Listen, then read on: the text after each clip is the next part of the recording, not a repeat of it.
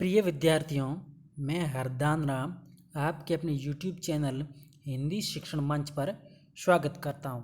आज हम हिंदी के काव्य खंड का तीसरा चैप्टर पढ़ेंगे, रस खान। रस खान। तो चलिए शुरू करते हैं। रस खान। रस खान ये भक्तिकालीन कवि है। कौन से काल के हैं? भक्ति काल के कवि है। इनका जन्म 1548 ईस्वी में दिल्ली के आसपास हुआ। कहाँ पर हुआ? दिल्ली के आसपास। कुछ लोग इनका जन्म शिही नामक स्थान पर मानते हैं, कुछ लोग इनका स्थान हरदोई नामक स्थान पर मानते हैं। कुल मिलाकर इनका जन्म दिल्ली के आसपास हुआ। इनका जन्म एक संपन्न पठान परिवार में हुआ, अर्थात ये मूलतः कौन थे? मुसलमान थे। फिर भी ये जीवन भर कृष्ण की भक्ति में डूबे रहे। कृष्ण भक्ति में डूबे रहने के कारण ही गोस्वामी विठलनाथ ने इन्हें दीक्षा दी। तो इनके गुरु का नाम क्या है? विठलनाथ। विठलनाथ। इनकी प्रमुख रचनाएं प्रेम वाटिका। प्रेम वाटिका के अंदर प्रेम विषयक दोहे हैं। और दूसरी प्रमुख रचना है सुजान रस खान। सुजान रस खान के अंदर श्री कृष्ण प्रेम से संबंधित कवित्व और सवैये है। और एक प्रमुख रचना है अष्टयाम। अष्ट यानी 8, याम यानी पहर। इस रचना के अंदर रस खान ने जो श्री कृष्ण की जो दैनिक दिनचर्या है उसका वर्णन किया है। और इनकी मृत्यु है जो 1628 ईस्वी में इनकी मृत्यु हो गई। और इन्होंने अपने काव्य की भाषा है जो ब्रज भाषा का प्रयोग किया। इनकी काव्य की भाषा कौन सी है? ब्रज भाषा।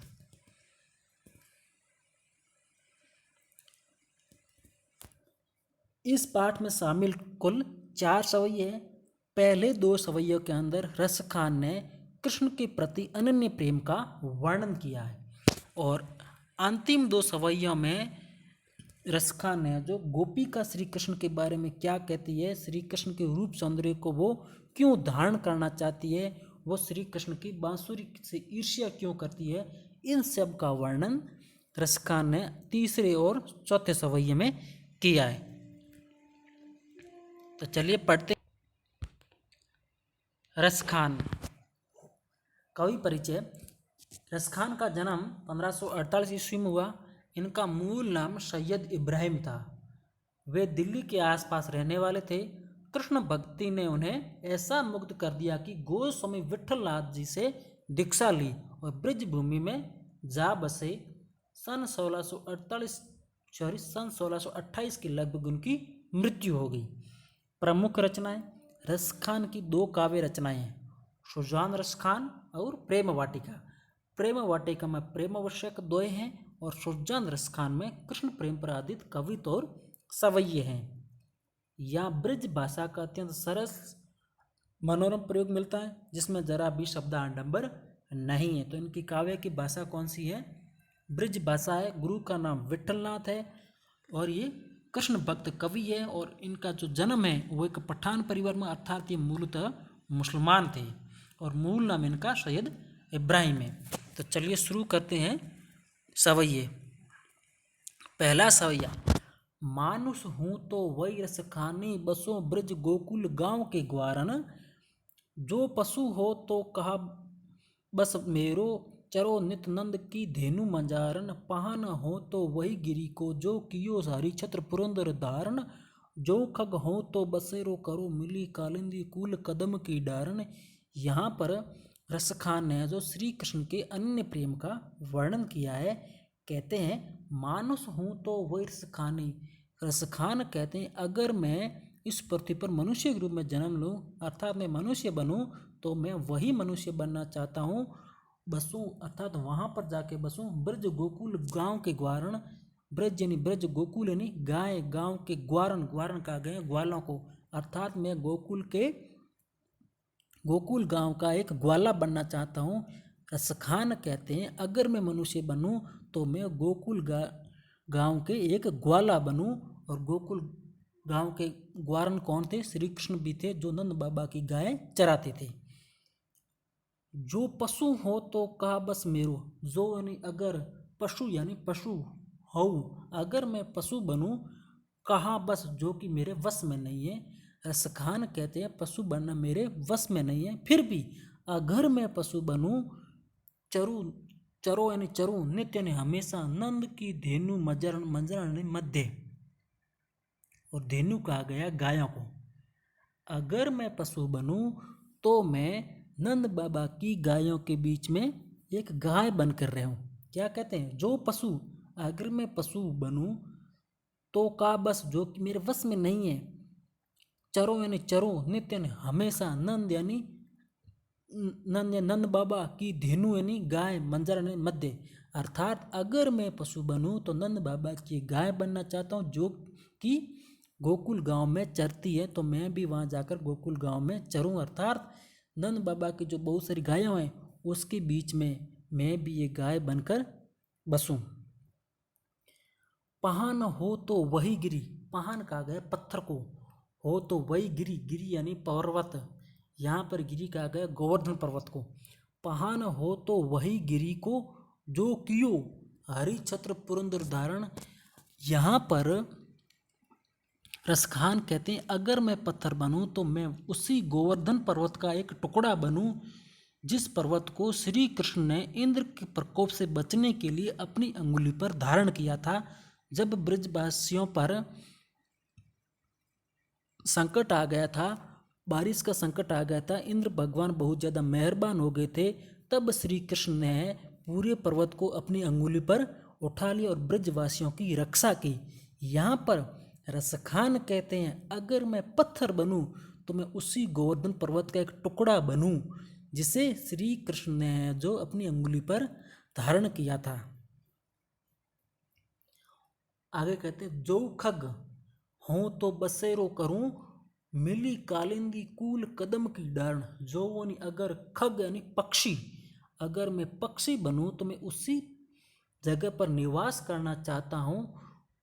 मिली कालिंदी, कालिंदी यानी यमुना, कूल यानी किनारा, कदम की डारण, अगर मैं पक्षी बनूं तो मैं उसी यमुना नदी के किनारे जो कदम का डाली है, उसी कदम की डाली बनूं, जिस डाली पर श्री कृष्ण बैठकर बांसुरी बजाया करते थे।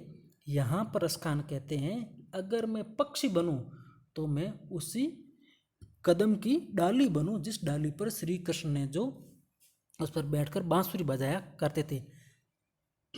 कुल मिलाकर रसखान है जो श्री कृष्ण से दूर रहना नहीं चाहते हैं, श्री कृष्ण से मिलना चाहते हैं। अगर मनुष्य बनना चाहे तो कहाँ बसना चाहते हैं? ब्रज प्रदेश के गोकुल गांव में। और अगर पशु बने तो मैं नंद बाबा की गाय बनना चाहता हूँ। और अगर पहान अर्थात पत्थर बनूं तो मैं गोवर्धन पर्वत का एक टुकड़ा बनना चाहूँ। अगर मैं पक्षी बनूं तो यमुना नदी के किनारे कदम के वृक्ष की डाली पर बैठ जाऊं। शब्दार्थ देखिए, मानुष यानी मनुष्य, बसों यानी बसों या रहूं, ग्वारन यानी ग्वालों, कहा बस यानी क्या वश, जो कि मेरे वश में नहीं है। चरो यानी चरूं, नित्य यानी सदा, धेनु यानी गाय, मांजर यानी मध्य, पहान यानी पत्थर, गिरी यानी पर्वत, छत्र यानी छाता, पुरंद्र यानी इंद्र, धारण यानी धारण, खग पक्षी, बसेरो निवास, कालिंदी यमुना, कूल किनारा, डारण यानी डाले। इसका भावार्थ देखिए, रसखान ब्रज भूमि के प्रति अनुराग प्रकट करते हुए कहते हैं यदि मैं अगले जन्म में मनुष्य बनूं तो गोकुल गांव के ग्वालों के बीच में रहूं। यदि मैं पशु बन जाऊं तो मैं चाहता हूं कि गाय बनकर रोज नंद की गायों के बीच ब्रज भूमि पर विचरण करूं। यदि मैं पत्थर बनूं तो उसी पर्वत का अंग बनूं जिसे इंद्र के कोप से बचने के लिए कृष्ण ने छत्र के रूप में अपनी अंगुली पर धारण किया। और यदि मैं पक्षी बनूं तो यमुना नदी के तट पर कदम की डालों के बीच अपना बसेरा बनाऊं और इस प्रकार मैं ब्रज भूमि से नाता बनाए रखना चाहता हूँ। रसखान कहते हैं कि अगर मैं अगले जन्म मनुष्य बनूं तो गोकुल गांव के ग्वालों के बीच में रहूं, और गोकुल गांव के ग्वालों के रूप में श्री कृष्ण भी थे। अगर मैं पशु बन जाऊं तो नंद बाबा की गाय बन जाऊं, और उस गाय को चराने वाले कौन थे? श्री कृष्ण थे। अगर मैं पत्थर बनूं तो मैं गोवर्धन पर्वत का एक टुकड़ा बनना चाहता हूं, और उस पर्वत को श्री कृष्ण ने वो अपनी अंगुली पर धारण किया था। और अगर मैं पक्षी बनूं तो मैं कदम की डाल पर है वो बसना चाहता हूँ, और उसी डाल पर श्री कृष्ण है जो बैठकर बांसुरी बजाते थे। अर्थात तो कुल मिलाकर ब्रजभूमि से नाता बनाए रखना चाहते थे। सार, इस सवैये में कृष्ण भक्ति के प्रति कवि का अनन्य समर्पण भाव व्यक्त हुआ है। इस सवैये से संबंधित प्रश्न देखिए। पहला प्रश्न, यह सवैया किसके द्वारा किस भाषा में रचा गया? तो ये सवैया रसखान द्वारा ब्रज भाषा में रचा गया। दूसरा प्रश्न, रसखान अगले जन्म में कहाँ निवास करना चाहते हैं? तो रसखान अगले जन्म में ब्रज भूमि पर निवास करना चाहते हैं, क्योंकि उन्हें भगवान कृष्ण से बहुत ही प्रेम है। पशु बनने की स्थिति में रसखान अगले जन्म में क्या बनना चाहते हैं? पशु बनने की स्थिति में रसखान अगले जन्म में नंद बाबा की गाय बनना चाहते हैं। रसखान पत्थर क्यों बनना चाहते हैं? रसखान इसीलिए पत्थर बनना चाहते हैं, श्री कृष्ण ने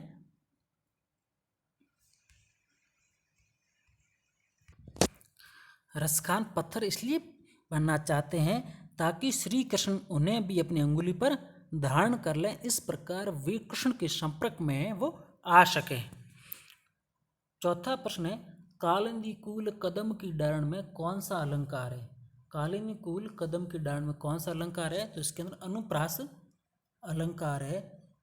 जिस काव्य पंक्ति में किसी एक ही वर्ण की बार बार आवृत्ति हो रही है वहां पर अनुप्रास अलंकार है, और इस पंक्ति के अंदर क वर्ण की बार बार आवृत्ति हो रही है, क क क क, इसीलिए इसके अंदर अनुप्रास अलंकार है। दूसरा सवैया है, या लकुटी अरु कामरिया पर राज तिहु पुर को तजी डारो, आठों सिद्धि नवों निधि की सुख नंद की गाय चराई बिसारो, रसखान कबो इनहि आखिन सो, ब्रज की बन बाग तड़ाग निहारो, कोटिक एकल धोत के धाम करिल की कुंजन ऊपर वारो।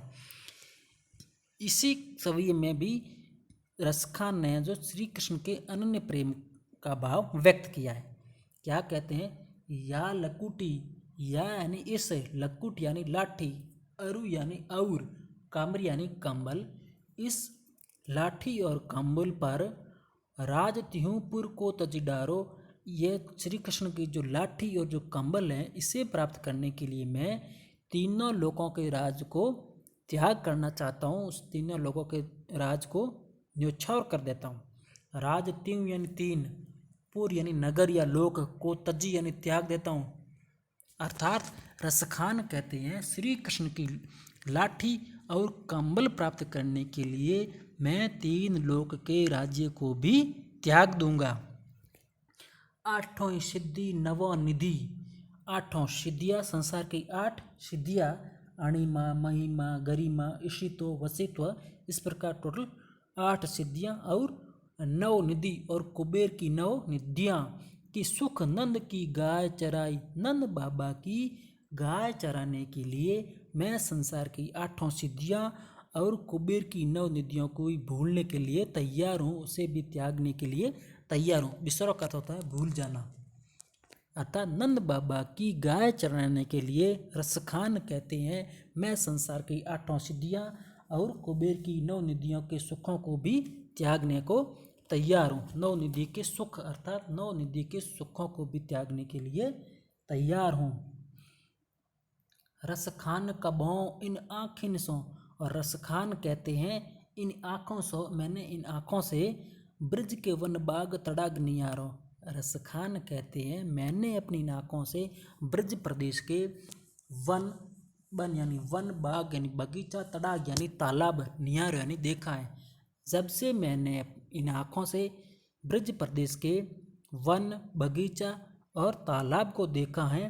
कोटिक ए, कोटिक यानी करोड़ों, ए कल धोत कहा गया सोना को, के धाम यानी सोना के धाम, करील की कूंजन ऊपर वारो, करील कहा गया, करील एक पेड़ का नाम है जो कि एक कांटेदार झाड़ी होती है। करील की कूंजन ऊपर वारो, यहाँ पर रसखान कहते हैं जब से मैंने ब्रज प्रदेश की नगरी देखी है, उस ब्रज प्रदेश की नगरी के अंदर वन, बगीचा, तालाब और करील के जो कुंज देखे हैं, उसके बदले में करोड़ों सोने के जो धाम बने हुए उसको भी त्यागने को तैयार हूँ। क्या कहते हैं? रसखान कबो ने आँखिन सो, रसखान कहते हैं जब से मैंने इन आँखों से ब्रज के वन बाग तड़ाग नियारों, करील की कूंजन ऊपर वारों, जब से मैंने अपनी आँखों से ब्रज प्रदेश के वन, बगीचा, तालाब और करील के जो पेड़ देखे हैं, उनके बदले में कोटिक एक कल धोत के धाम, तो इसके बदले में करोड़ों जो सोने की महल है उसको भी मैं त्यागने के लिए तैयार हूँ। मैं ब्रज नगरी में रहना चाहता हूँ।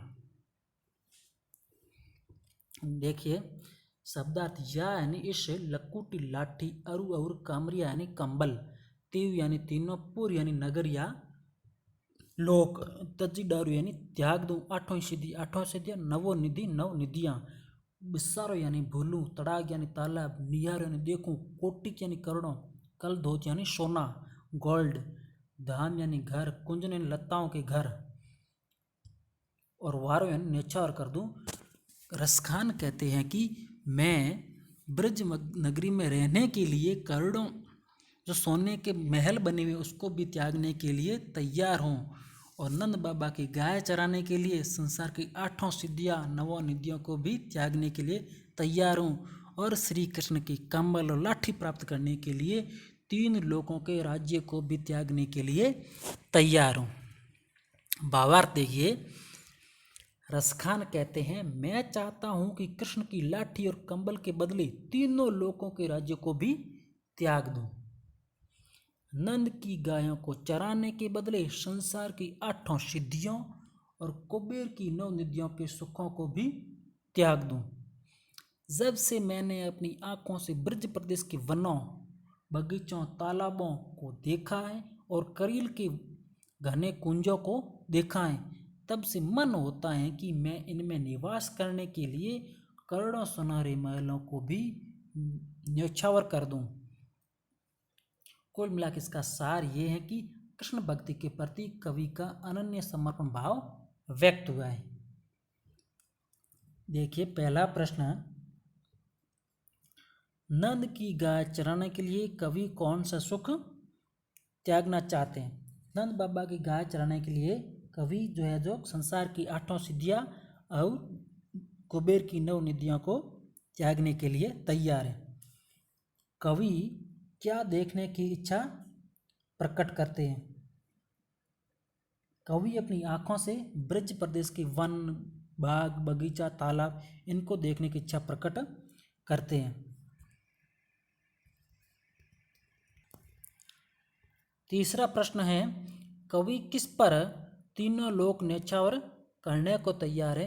कवि है जो कृष्ण की लाठी और कंबल प्राप्त करने के लिए 3 लोक का राज्य है न्यौछावर करने के लिए तैयार है। रसखान को ब्रज प्रदेश से गहरा लगाव क्यों है? कृष्ण प्रेम के कारण रसखान को ब्रज प्रदेश से गहरा लगाव है। करील की कुंजों पर कवि क्या क्या देना चाहते हैं? करील की कुंजों पर कवि करोड़ों सोना के जो धाम है, जो महल है, उनको न्यौछावर करने को तैयार है। आज अपन ने रसखान के 2 सवैये पढ़ लिए हैं। अंतिम 2 सवैये अपन कल के वीडियो में पढ़ेंगे। अगर आपको ये वीडियो पसंद आया है तो प्लीज़ मेरे चैनल को लाइक, शेयर एंड सब्सक्राइब ज़रूर करें। Thank you.